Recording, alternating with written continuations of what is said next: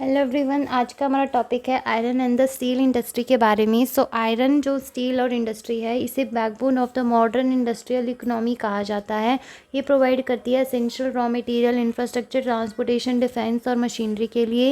India जो है वो सेकेंड लार्जेस्ट प्रोड्यूसर है क्रूड स्टील का वर्ल्ड में। और फर्स्ट नंबर पे कौन है? चाइना। सेकेंड नंबर पर है India in terms of the production of crude steel. Introduction के बाद हम बता सकते हैं origin of the iron and steel industry in India, जिसमें हम बताएंगे कि इंडियंस जो हैं ये अपनी स्मेल्टिंग की टेक्निक की वजह से काफ़ी पुराने ज़माने में फेमस थे। और धीरे धीरे करके जो है ब्रिटिशर्स का टाइम आया तो उसमें अलग अलग स्टील इंडस्ट्री सेटअप की गई। जैसे पहली steel industry Porto novo Tamil Nadu में इस्टेब्लिश करी गई थी 1830 के अंदर। लेकिन फिर जो रियल बिगनिंग थी वो स्टार्ट हुई थी टिस्को के द्वारा, क्योंकि ये जो है इतनी सक्सेसफुल इंडस्ट्री नहीं हो पाई थी। नेक्स्ट है TISCO, Tata iron and steel industry, जो कि जमशेदपुर में सेटअप करी गई थी। फिर आया इसको 1919 में बर्नपुर में। फिर आता है माइजोर स्टील वर्क्स, जो कि भद्रावती में। इस तरीके से कुछ steel works, initial steel works हमने एक्सप्लेन करें। जैसे ये माइजोर स्टील वर्क आया था 1923 में। नेक्स्ट हमने बताना है कि फिर उसके बाद सेल की स्थापना करी गई थी 1973 में, जो कि गवर्नमेंट अंडरटेकिंग है, जो कि पब्लिक स्टील यूनिट्स वगैरह को मेजर वगैरह मैनेज करती है। फिर हमने बताया कि इसके अलावा बहुत सारी पॉलिसीज़ आई है, उसमें सबसे इंपॉर्टेंट पॉलिसी है नेशनल स्टील पॉलिसी 2017, जिसने क्या एफर्ट्स दिए इस इंडस्ट्री को बूस्ट करने के लिए, अपने फुल पोटेंशियल तक पहुंचाने के लिए। और ये high end value added steel पर फोकस करती है ये पॉलिसी। फिर आता है कि what are the various locations of the iron and steel industry in India. जो लोकेशन है आयरन और स्टील प्लांट्स की, ये इन्फ्लुएंस की जाती है by combination of physical, economic, infrastructural factors. जैसे सबसे पहले आता है रॉ मटेरियल्स की। आयरन और जो कोकिंग कोल होता है ये बहुत ज़्यादा हैवी होता है, इसीलिए इनकी ट्रांसपोर्टेशन कॉस्ट को कम करने के लिए ये रॉ मटेरियल्स के पास ही इंडस्ट्रीज़ को सेटअप कर दिया जाता है। ठीक है, इस जैसे कि भिलाई, रोरकेला, दुर्गापुर जैसे जो स्टील प्लांट्स हैं बड़े बड़े, these are located to the mineral rich Chota Nagpur plateau, ताकि इनकी ट्रांसपोर्टेशन कॉस्ट को मिनिमाइज किया जा सके। फिर है वाटर सप्लाई की large quantities they needed is needed for cooling, boiler feed और प्रोसेसिंग। पानी की रिक्वायरमेंट जो है इसके अंदर काफ़ी ज़्यादा होती है। प्रॉक्सिमिटी टू रिवर्स इंश्योर करी जाती है, जैसे TISCO Jamshedpur is located near the Subarnarekha river. फिर थर्ड आता है पावर सप्लाई कि ये एक एनर्जी इंटेंसिव इंडस्ट्री है, जिसके अंदर बहुत सारी एनर्जी की रिक्वायरमेंट होती है। एनर्जी हाइडल पावर से भी आ सकती है, कोल से भी आ सकती है, यानी कि थर्मल एनर्जी भी हो सकती है। बहुत सारे मिनी स्टील प्लांट्स जो हैं ये इलेक्ट्रिक फर्नेसेस का यूज़ भी करते हैं। तो इसलिए पावर सप्लाई का सोर्स जहाँ होगा वहाँ पर इंडस्ट्रीज़ को सेटअप करने की कोशिश की जाएगी। फिर है ट्रांसपोर्टेशन और कनेक्टिविटी की railways, roads and the ports, they are very important to bring raw materials and distribute finish steel.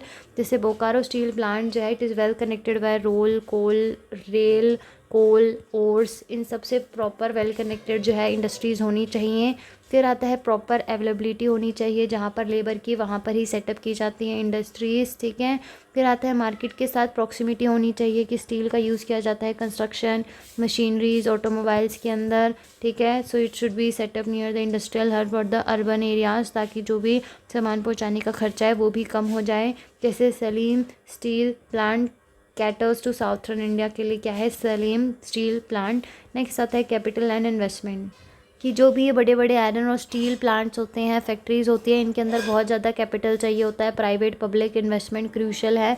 Many plans they were originally setup with the foreign collaboration, जैसे रशिया, यूके, जर्मनी की मदद से जो है काफ़ी सारे जो इनिशियल स्टील प्लांट्स थे ये फॉरेन हेल्प की वजह से बनाए गए थे, क्योंकि इनमें बहुत ज़्यादा खर्चा चाहिए होता है। नेक्स्ट आता है अपने पास गवर्नमेंट पॉलिसी एंड सपोर्ट की location decisions are influence by government planning, कि गवर्नमेंट जहाँ पर डिसाइड करती है मोस्टली वहाँ पर जैसे कोई कॉरिडोर्स वगैरह बना रखे हैं, या फिर SEZ यानी कि सोशल यानी कि स्पेशल इकोनॉमिक जोन्स, जो स्पेशल इकोनॉमिक जोन्स होते हैं बेसिकली वहाँ पर जो है उनके लिए जो है गवर्नमेंट डिसाइड करती है कि कहाँ पर इंडस्ट्रीज़ बनानी चाहिए। फिर है कोस्टल एडवांटेज, अगर कोई इंडस्ट्रीज़ जो है वहाँ पर बनाई जाती है जहाँ पर ओशंस वगैरह की एक्सेस है, तो उसके अंदर एक्सपोर्ट का कम खर्चा वगैरह लगता है।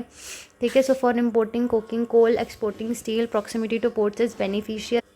नेक्स्ट आता है विशाखापट्टनम स्टील प्लांट, जो कि इंडिया का फर्स्ट शोर बेस्ड प्लांट है। नेक्स्ट आता है what are the certain problems. तो प्रॉब्लम से पहले अगर हम कुछ इसमें से आप अपनी हिसाब से कोई भी 2 या 3 या 4 आयरन स्टील प्लांट्स याद रख सकते हो। फिर हम हेडिंग डालेंगे major iron and steel plant. जैसे इसमें टिस्को बता दिया कि जमशेदपुर झारखंड में 1907 में सेटअप किया गया था, first private sector steel plant है। फिर हमने Visvesvaraya iron and steel plant, जो कि भद्रावती कर्नाटका में है। फिर इसके अंदर हमने कोई भी 2 या 3 जो है मेजर स्टील प्लांट्स याद कर लेने हैं। जैसे कि एक तो ये हो गया। सो यहाँ पे ये इनमें से कोई भी आप अपने हिसाब से याद कर सकते हैं। आप इसका स्क्रीनशॉट भी ले सकते हो। सो ये कुछ है।